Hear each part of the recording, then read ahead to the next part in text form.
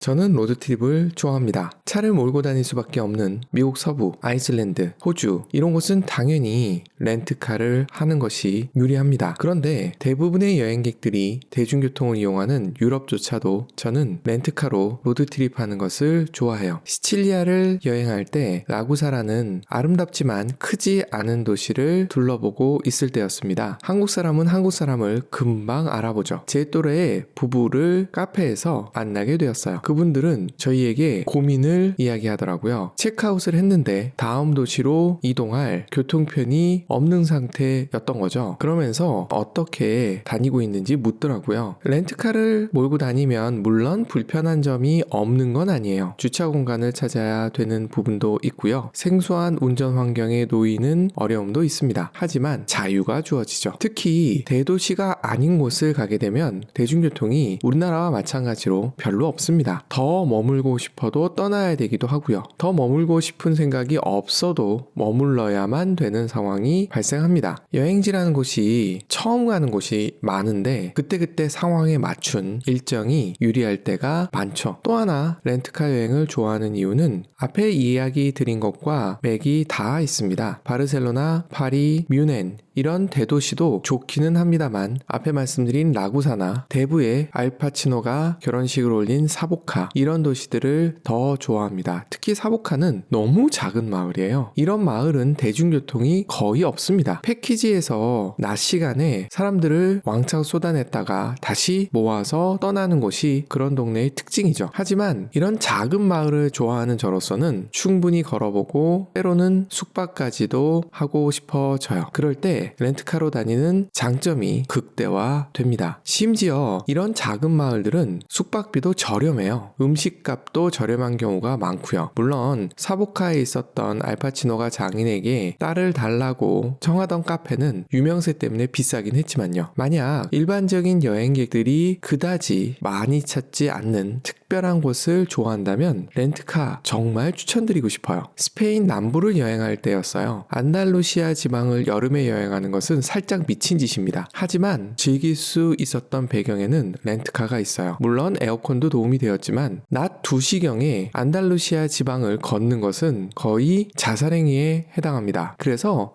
오전에는 여행을 하고 점심을 먹으면서 시원한 계곡에서 시간을 보내는 거죠. 에너지를 충전하는 시간을 가지는 겁니다. 시에스타를 즐길 수도 있고요. 그리고 나서 5시경에 론다를 올라갔었어요. 에너지가 충전된 만큼 구석구석을 다닐 수 있더라고요. 론다에서 계곡을 찾아가서 놀았다고 하니까 그 지역에서 전문 가이드로 일하시는 분이 그곳에 그런 계곡이 있더냐고. 그 계곡에는 스페인 현지 사람들만 있었지 저희 같은 여행객들은 거의 만날 수 없었습니다. 마지막으로 제가 생각하는 최고의 장점이에요. 가성비도 가성비지만 여행객이 거의 오지 않는 작은 소도시에서의 숙박입니다. 마테라를 떠나 아말피로 이동하는 중간에 묵었던 숙소가 그런 경우에 해당해요. 작은 마트 하나 정도만 있었고 심지어 일반적인 와인조차 없는 그런 시골 마을이었습니다. 그런데 너무 친절하고 너무 깔끔한 아침 식사까지 제공이 되더라고요. 그런 마을을 해질 무렵에 걸어보는 것은 또 하나의 여행의 큰 즐거움이었습니다. 저와 비슷한 여행 감성을 좋아하신다면 렌트카 꼭 한번 생각해 보셨으면 합니다.